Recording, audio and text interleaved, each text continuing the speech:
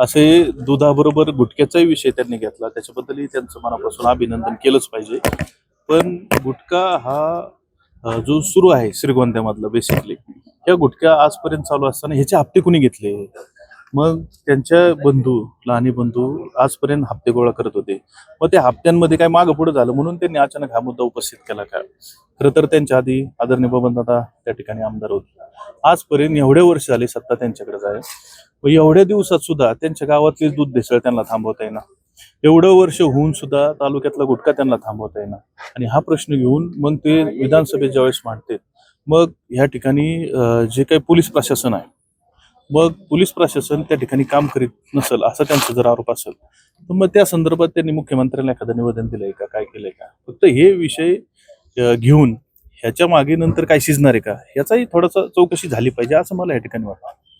तुम्ही चौकशीची मागणी करताय का? नाही, मी त्या संदर्भातलं एखादं पत्र मुख्यमंत्री साहेब असतील, आदरणीय अजितदादा असतील, यांच्याही हा विषय कानावर घालणारच आहे. दूध भेसळ त्यांच्या घरापाशी होत असताना सुद्धा दूध भेसळीवर काय बोलत नाहीत, कारण तो त्यांच्या जवळचा कार्यकर्ता आहे. पण पनीरचा विषय त्यांनी घेतला, पनीरचाही मुद्दा त्यांनी चांगला घेतला, त्याच्याबद्दल त्यांचं अभिनंदन. पण घरात शेजारी जे दूध भेसळ होतं याची चौकशी कोण करणार आहे? मग हा मुद्दा ते का मांडत नाही? मग ह्याचे काही लागेबंदी आहेत का? याचीही चौकशी व्हायला पाहिजे असं मला वाटतं. कोण आहे तो कार्यकर्ता? त्यांचंच आहे, बाळासाहेब पाचपुते नावाचा कार्यकर्ता आहे, ज्याच्यावर रेड झाली आणि जिल्ह्यातलं सगळ्यात मोठं रॅकेट त्याच्याकडे सापडलंय. त्याचबरोबर साईडच्याही 2-3 जिल्ह्याला तो पावडर पुरवत होता. हेही त्याच्यातून चौकशीत हे झालंय.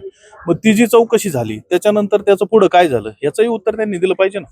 आजपर्यंत त्यानंतर त्याच्यावर कसलीही चौकशी झाली नाही, काहीच नाही झालं. मग याचंही त्यांनी थोडंसं बोललं पाहिजे असं मला वाटतं. आता isakal.com आहे देशातील नंबर 1 ची मराठी न्यूज वेबसाईट. प्रत्येक अपडेटसाठी isakal.com ला नक्की भेट द्या.